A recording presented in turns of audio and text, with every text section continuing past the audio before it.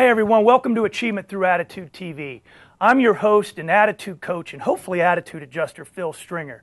As everyone knows, this show is about getting your attitude adjusted. It's about getting your attitude right.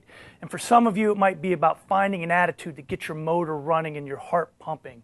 It's about the power of attitude and how that incredible power of attitude will allow you to achieve whatever it is that you want to achieve in life. And finally, what I hope the show does is that it inspires and motivates your attitudes to be amazing. Because everyone that comes on this show, as we all know, they have an amazing story. But they have an amazing story simply because they choose to have an amazing attitude in any situation that they're in. It's a choice. Your attitude is always a choice. You know, we've talked about perseverance, courage, integrity, respect. We've talked about kindness. We've talked about treating people the way that you want to be treated. We've talked about having perspective, and we've talked about having no excuses. We've talked about when there is something that knocks you down, you get back up because all that is a stepping stone to where it is that you want to go. And the young lady that I have coming on the show today, without people like her and what she does and what she offers, some of these amazing stories that we hear about and some of these amazing people that we meet and these amazing attitudes, they may never have happened. And I know this because she is the teacher of attitude. She is the builder of attitude. And she does that on a daily basis in a very diverse environment, and she has excelled. So guys, please sit back and get ready to get your attitude adjusted with the amazing and the inspiring principal of Hilton Head High School, Miss Amanda Onan, next on Achievement Through Attitude TV.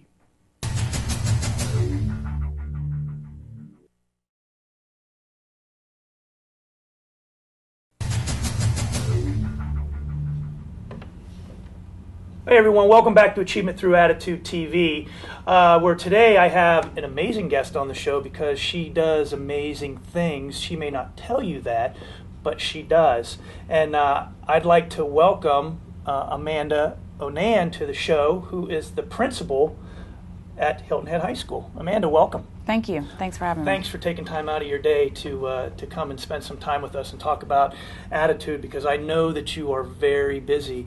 I was actually in Amanda's office yesterday at, I don't know, maybe 4 o'clock, and she had a group of students that were, you know, everybody wanted to see her. So I know that your time is valuable, so thank you very much. Thank you. When I was in your office yesterday, I kind of wanted to know where this all started for you. Because I know that you've been extremely successful at the high school. And as we were talking, you took me over and showed me a plaque on the wall. And it was a plaque that was given to her that you actually took from your father's office and put in there, and it kind of summed it up. And we've got a picture of that will flash, and that's kind of where it all started for you. It talks about leadership and what leaders do. Mm-hmm. And talk a little bit about where that started for you and how that was, I guess, instilled in you, that mm-hmm. type of attitude. I was very fortunate to be raised by both a mom and dad at home and two brothers, a very stable environment. And my parents, I didn't realize it at the time, of course, sacrificed tremendously to make sure I had everything I needed, and not just materialistic type items, but those attitudes that I needed to be successful. And status quo wasn't accepted in my family, and that just wasn't the norm. And you had to exceed and go, and get going after your goals. So I've always been very goal-oriented, driven to make things happen, and I'll do whatever it takes within, obviously, my ethics and my morals to make those things happen. Exactly. You know, it's a hard lesson for people to learn sometimes that material things go away, mm-hmm. don't they? You know, they disappear and they don't mean a whole lot. But there was a letter that you were kind enough to let me read that your father wrote you. And I'm going to not paraphrase, but the letter to me talked about how character endures. Mm-hmm. That's what I took from that letter. And talk a little bit more about that and why your father was writing you mm-hmm. that letter.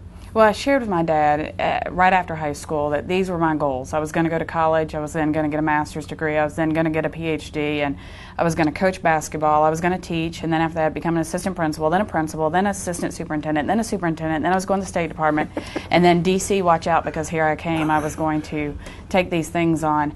And so he sat back one night through a letter and wrote to me that, initials behind your name are just that, they're initials. Right. Those accolades that you have on your wall are just that, they're accolades, and with time they'll turn yellow. And all that money you think you're going to earn will be spent one day.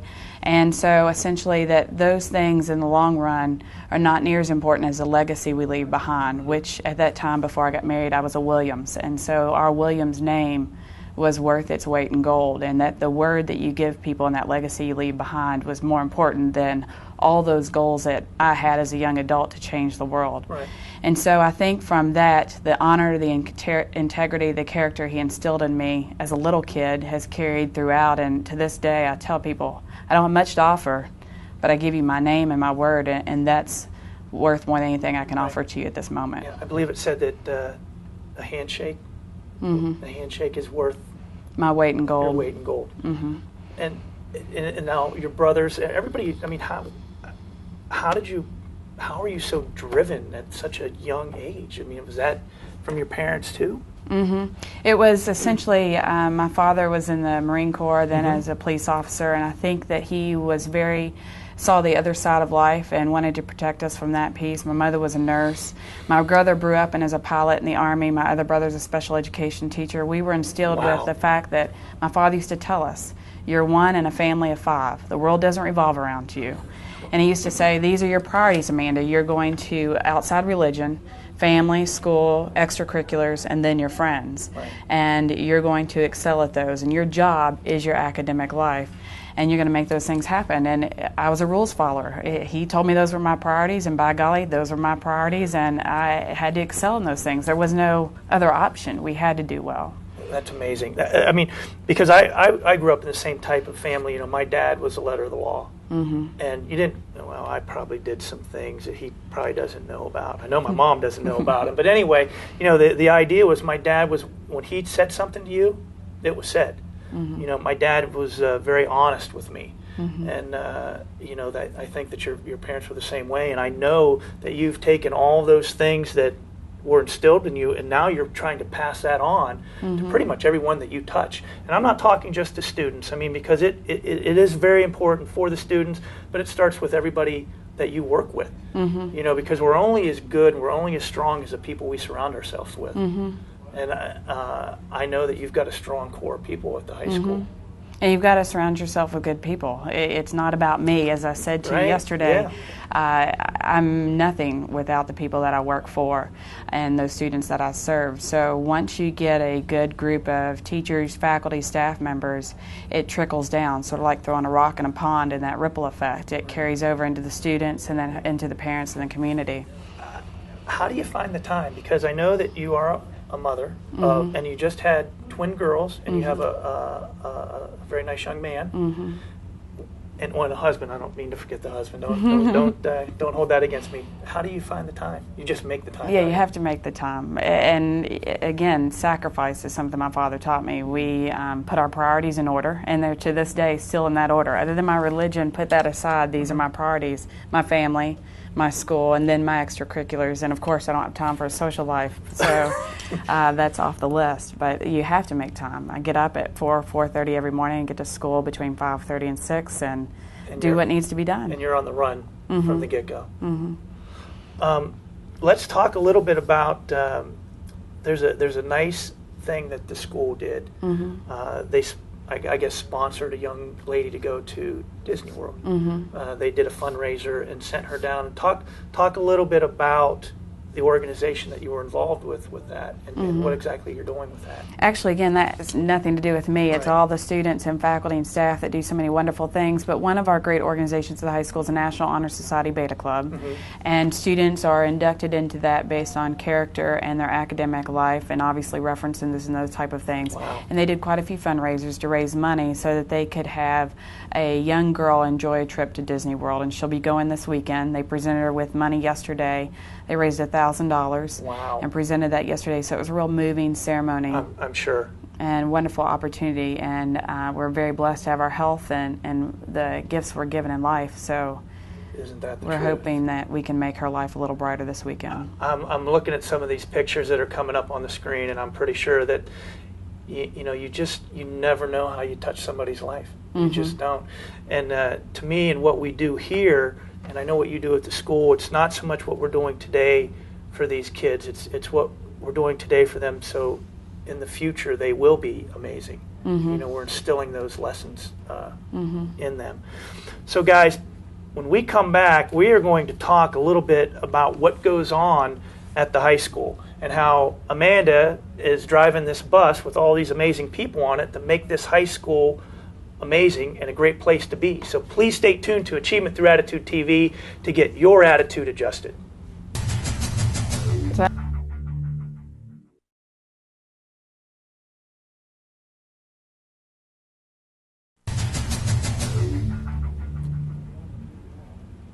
Hey everyone, welcome back to Achievement Through Attitude TV. And I am here with the principal of Hilton Head High School, Miss Amanda Onan, and we are going to talk about what the high school was like when she arrived 5 years ago. And I guess I'm going to explain it to you in simple terms that when she arrived, the high school would have been basically graded an F. And today you are graded Essentially an A. an A. Let's talk about that. How do you go from an F to an A? Well, it's been exciting, but it all has to do with many different components that sort of all came together over the course of 5 years. Obviously, tremendous district support with the Board of Education that's focused. We've got a tremendous feeder program that has gained strength. So when I talk about feeder programs, I'm talking about our elementary schools, our middle school. And once it's sort of like a snowball, once it starts rolling downhill, that momentum gains strength and gets really large. So of course, we're catching that momentum as it comes to high school. And the dedication from our faculty and staff, they go above and beyond. Every one of them works beyond their day and offers office hours or tutoring and cares about students and works to make sure students are successful, literally around the clock, around the calendar. So from July 1 to June 30th, we work with students. You know, when we were talking, I wanted you to tell me what the most important thing was to you, and I found this true in my life when I was in school. It's about relationships, building relationships, and it's about letting people know that you really care about their well-being and about where they are and where you can see them to be. Because sometimes as a young person, you can't see all your potential. You can't realize all your potential, and that's what building relationships with these kids and letting them know that you care enables them to see that on some level. And the same with the staff.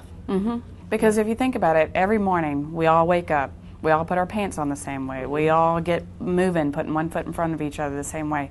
And we've got to realize that every student that comes through our doors wakes up with the intention to come to school and obviously get a diploma. Nobody wakes up with the intention of making their English teacher mad or making a poor grade on a test.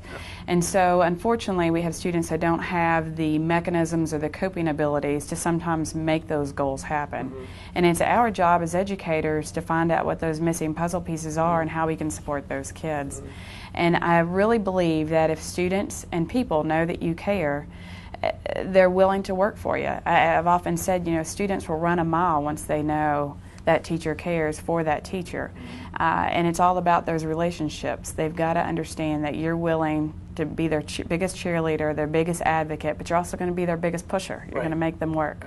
Well, everyone's success, and I think sometimes people forget this, everyone's success can be traced back to somebody else, a mentor, which is what you are to almost 1,200 students, close to 70 faculty members, if not more. So it's a lot of responsibility. And I don't know that I'd call myself a mentor. Oh, come on, maybe a little. But I'll say it. She's a mentor. But I would essentially say that I just sort of craft and guide people to be able to support them to do their job. And teaching doesn't just come out of a textbook. And to be able to reach those young people takes more than what we've learned from college.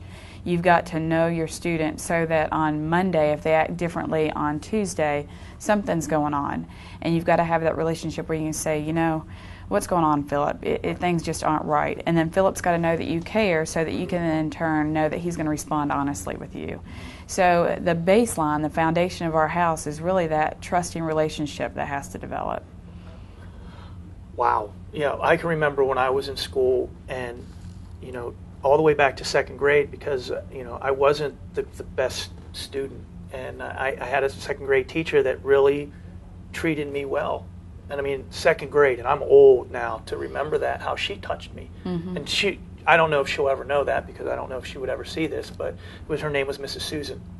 And she treated me so kind, and I remember that to this day. Mm-hmm. We all have mentors, and sometimes they come at appropriate times and sometimes they don't. We just hope that we're able to find our teenagers in our building and push their buttons to be able to get them to go in the right directions and support them when they fall down and pick them up and get them going again. Well, and you offer, you know, so many different events at the high school. As I was looking through the information, I'm looking at her and I'm like, I don't know how you make all this go, but you do because of the support system and the mm-hmm. people that believe in what you believe.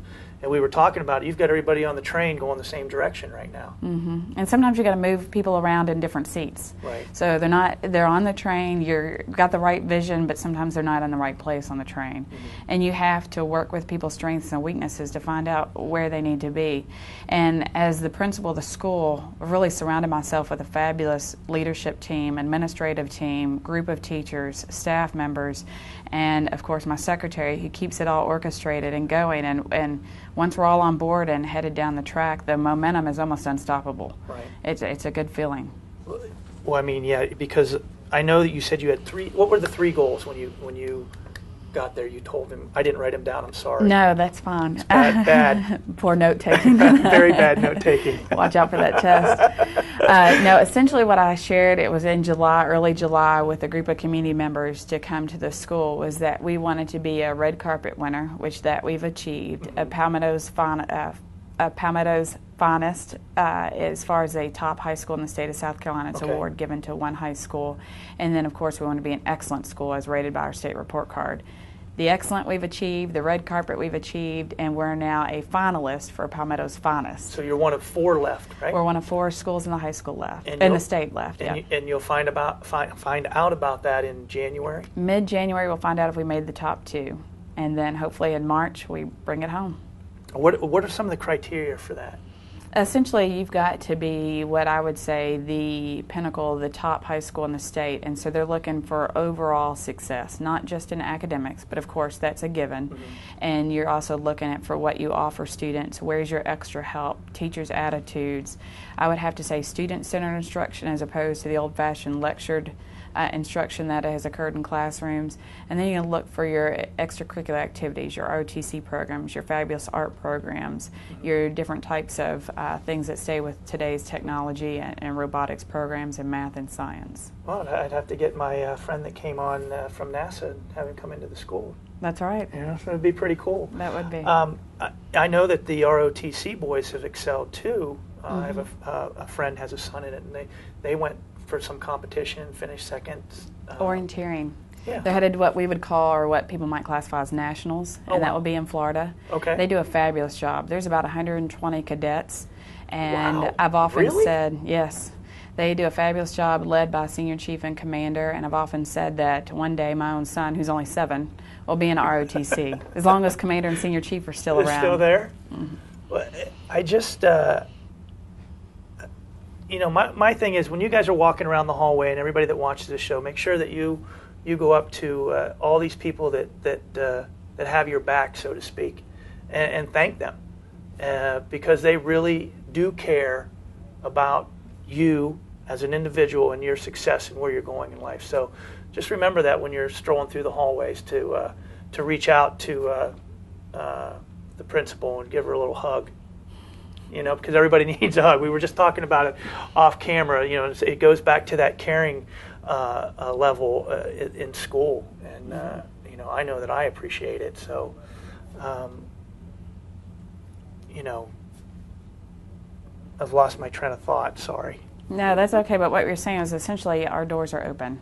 Anybody that'd Right. like to come and see all the great things that happen at our high school, we love to show them off. Anytime I get an opportunity to let people know what we're doing, it's a great thing. Well, thank you very much for that. And thank you for coming on the show today. It was amazing. And thank you for your time. And we all greatly appreciate what you do over at the high school. Thanks for having me. No problem. Hey, guys, remember, every morning when you wake up and your feet hit the floor, you have an opportunity to do something amazing, to be amazing. So remember to develop relationships and be caring and never hang your head and never surrender. And we'll see you next time on Achievement Through Attitude TV. Have a great week, everyone.